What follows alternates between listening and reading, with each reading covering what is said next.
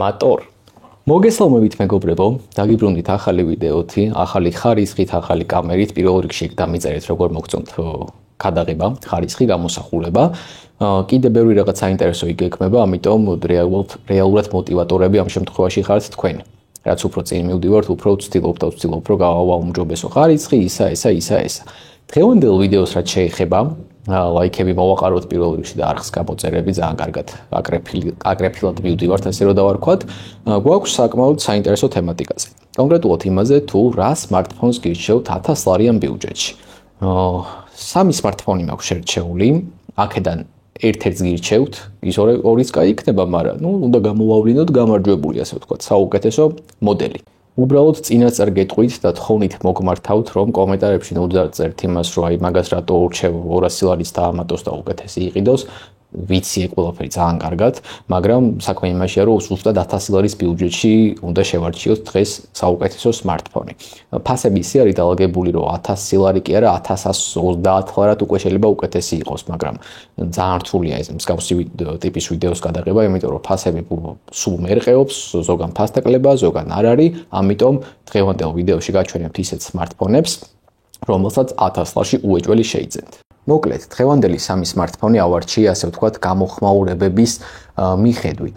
აი, ყველაზე ხშირად რას მეკითხებიან, გუგა, რომელი ჯობია, ზუსტად ეს სამი მოდელი მაქვს შერჩეული. შეგვიძლია პირდაპირ გადავიდეთ სამივე smartphone-ის წარდგენაზე და განხილვაზე და შედარებაზე და დღეს შევადარებთ ამ სამ smartphones. პირველი არის Poco X7 Pro, შემდეგ Realme 14 Pro და მესამე Realme 13 Pro Plus. რა თქმა უნდა, სამივე გადის ბიუჯეტურ ვერსიაში, მაგრამ არის ისეთი კომპონენტები, რომელშიც ერთს, მეორეზე და მესამეზე გაცილებით უკეთესი და უფრო ძლიერი, ასე ვთქვათ, შედეგი აქვს. დავიწყოთ ეკრანებით. სამივე მოდელში გვაქვს 120 ჰერციანი ეკრანი, უბრალოდ სხვაობა გვაქვს ეკრანის ტიპში. Poco-s შემთხვევაში შევხვდებით AMOLED Dolby Vision ეკრანს, ხოლო Realme-ის შემთხვევაში გვაქვს OLED ეკრანი. რა თქმა უნდა, სხვაობა არის პიკურ განათებაში.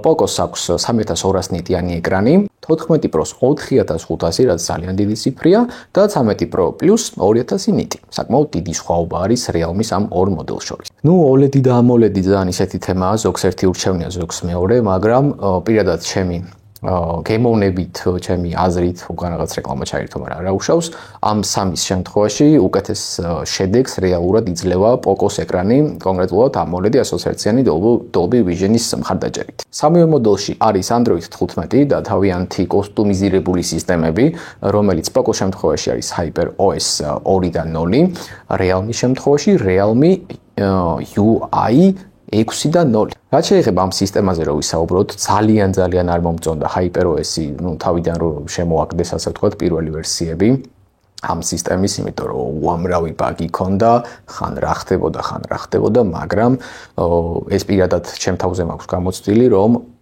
შემდეგ ვერსიაში HyperOS 2.0-ში ეს ყველა პრობლემა, ამ პრობლემის მოდი ესე დავარქვათ 90% მაინც გამოსწორებულია. იმ 1000 რაც შეეხება, კვირაში, ორ კვირაში ერთხელ მაინც გამოდის ახალი განახლებები, შესაბამისად smartphone-ში რაღაც კონკრეტულის არევა ძალიან ჩვეულებრივად შეიძლება რომ გამოვასწოროს სწორედ ამ განახლებამ.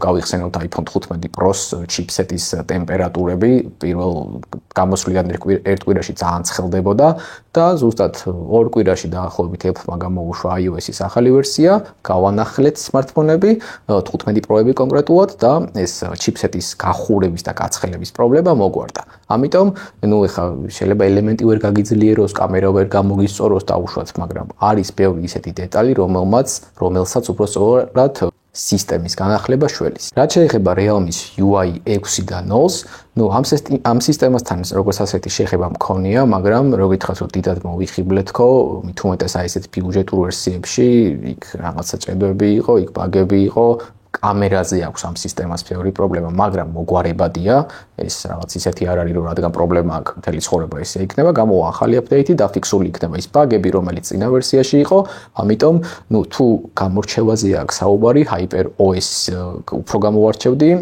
უფრო მეთქულას დაუწერდი, ესე რომ ვთქვათ, ვიდრე Realme-ის UI-ს. პირდაპირ მინდა გადავიდე smartphone-ის ერთ-ერთ ყველაზე მნიშვნელოვან ნაწილზე, chipset-ზე. და აქ გვაქვს საკმაოდ საინტერესო მდგომარეობა. სამივე smartphone-ში წარმოდგენილია 4 ნანომეტრიანი chipset-ები. Poco-ი რო დავიწყოთ, შევხვდებით Dimensity 8400 Ultra-ს, 14 Pro შემთხვევაში არის Dimensity 7300, ხოლო 13 Pro Plus რაც შეეხება, იქ გვაქვს Snapdragon-ის chipset-ი.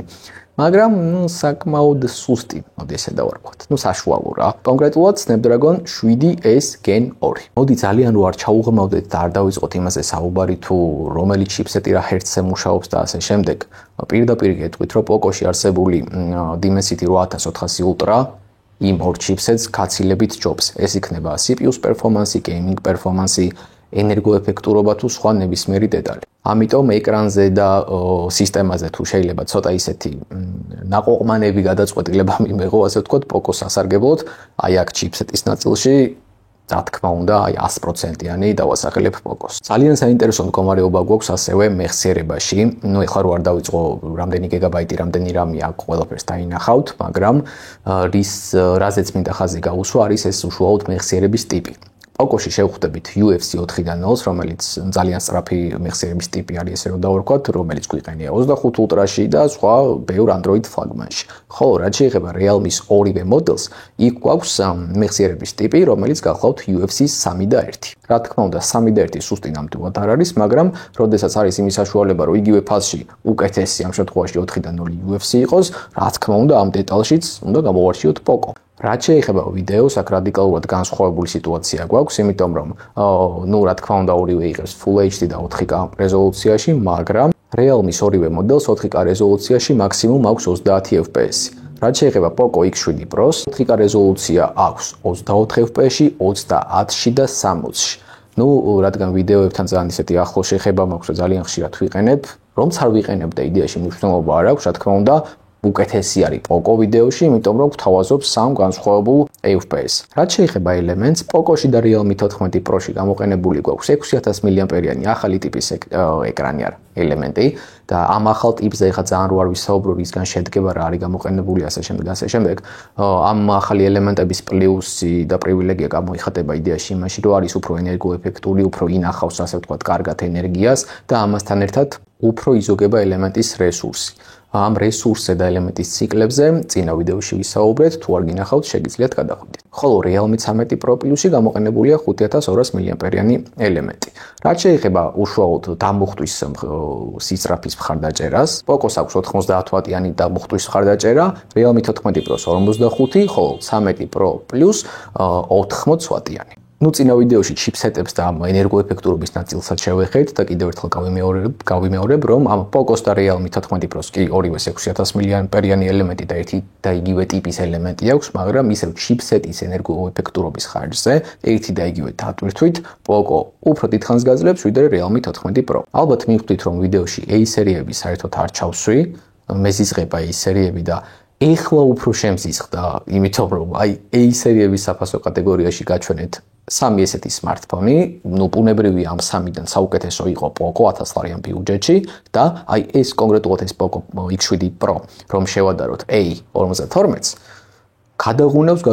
გადმოაფურთხებს. აქედან გამომდინარე, იმიტომ კი არ გეუნებით A სერია არ იყიდოთ, რომ რაღაც ბიუჯეტურია და აუცილებლად 16 Pro Max-ი უნდა იყიდოთ და 25 Ultra და ასე შემდეგ. არა, უბრალოდ ამის მთავარი მუღამი არის ის, რომ იგივე ფაზში ყიდულობ გაცილებით უკეთეს smartphones. სწორედ ამას უსვამ ხოლმე ხაზს, თორე ძალიან ზოგადად რო ავიღოთ ვის რა smartphone-ი და რა ეჭირება და იდება ჯიბეში, საერთოდ არ მაინტერესებს. მოკლედ Poco-ებზე დიდად არ ვგიჟდები, X სერიებზე F-ებს უფრო პატივს ვცემ, მაგრამ F-ები ცოტა უფრო მაღალ ბიუჯეტში გადის, ესე რომ დავარქვათ. ამიტომ შეგვიძლია მსგავსი ვიდეოს ნაწილებად დაყოფა, შემდეგი ვიდეო უფრო ძვირიანებზე გაკეთდეს, შემდეგ უფრო ძვირიანებზე და ასე შემდეგ. კომენტარებში დამიწერეთ, რას ფიქრობთ ზოგადად მსგავსი ტიპის ვიდეოებზე. არ დაგავიწყდეთ ვიდეოს დალაიქება, არხის გამოწერა, სარისხი ლაიკის გააქტიურება. მე კი დაგემშვიდობებით და შევხვდებით შემდეგ ვიდეოში. დროებით.